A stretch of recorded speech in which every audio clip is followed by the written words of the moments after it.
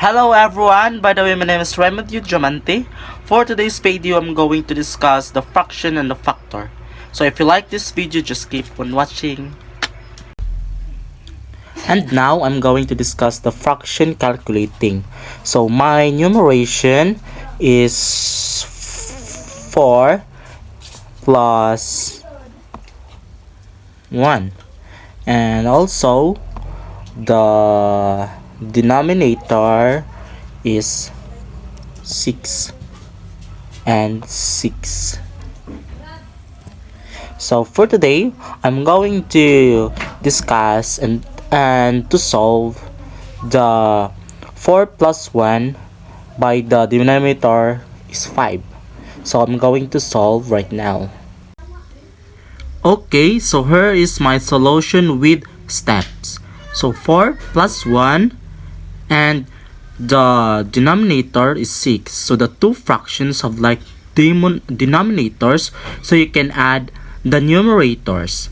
Then 4 plus 1 is equal to 5. And the denominator, you need to copy the denominator, which is the 6. And now, this fraction cannot be reduced, so therefore 4 plus 1 is equal to 5, and copy the denominator, which is the 6.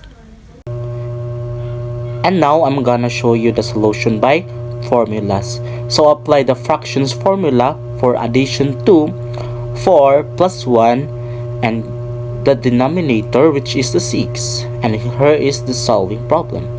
So 4 times 6 plus 1 times 6, and the denominator, which is the 6 times 6.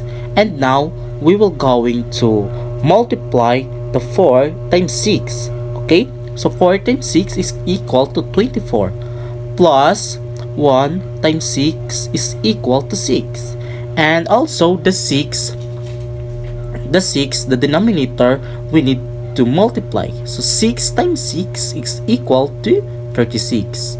And lastly is we need to add the 24 plus 6. Okay, 24 plus 6 is equal to 30, and copy the denominator, which is the 36.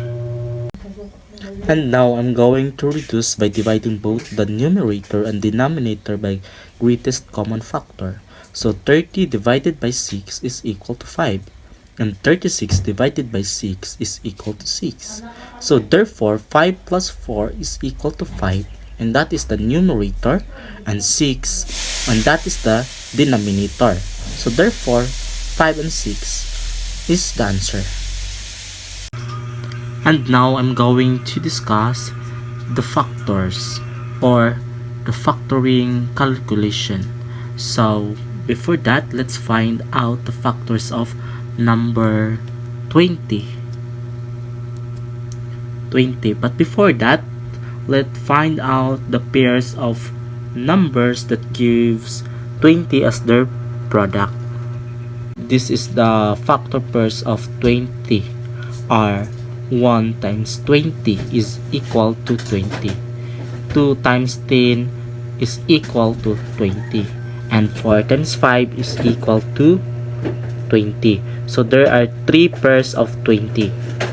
And now let's separate the 3 factor pairs of 20 and understand in each means. Let's understand the first pair. So the first pair is 1 times 20 is equal to 20. When we divided the 20 divided by 1 is equal to 20. So this 20, this is what we call our quotient. So 20 times 1 is equal to 20. And now this 220 we will going to subtract. So 20 minus 20 is equal to 0. Next, 20 divided by 20 is equal to 1. So we always remember that this is the quotient. So 1 times 20 is equal to 20. So this 220 we must need to do is to subtract again. So 20 minus 20 is equal to 0. So 20 divided by 20 is 1, and 20 divided by 1 is equal to 20. So therefore the first case and second case, the remainders is 0. It means the 20 is divisible of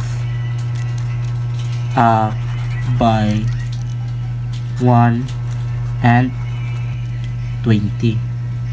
The second pair is 2 times 10 is equal to 20. When we divided by 20 divided by 2 is equal to 10. So 10, that is our quotient. So 10 times 2 is equal to 20. So we need to do is to subtract 20 and 20. So 20 minus 20 is 0.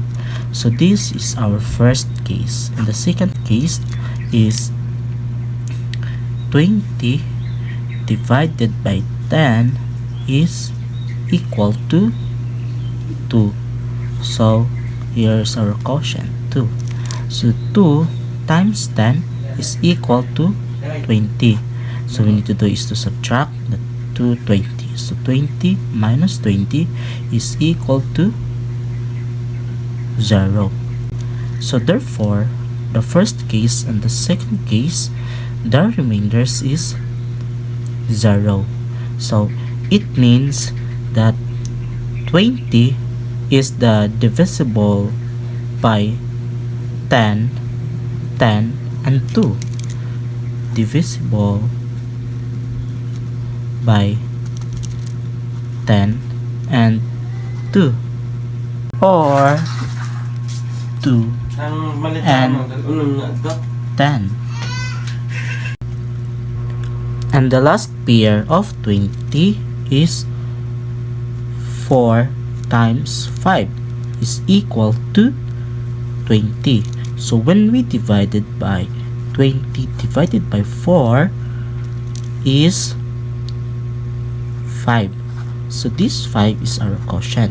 So 5 times 4 is equal to 20. So 20, we need to do this 220 is to subtract. So 20 minus 20 is equal to 0. So this is our first case. And the second case is 20 divided by 5 is 4. So here's our quotient, 4. And 4 times 5 is 20. So we need to subtract the 20 minus 20 is 0. So therefore, in first case and second case, the remainders is 0. So it means that 20 is divisible by 4 and 5. We always remember that the 20 is divisible by 1, 2, 4, 5, 10 and 20. It means that 1, 2, 4, 5, 10 and 20 is a factor of the 20. So that will be all. Thank you.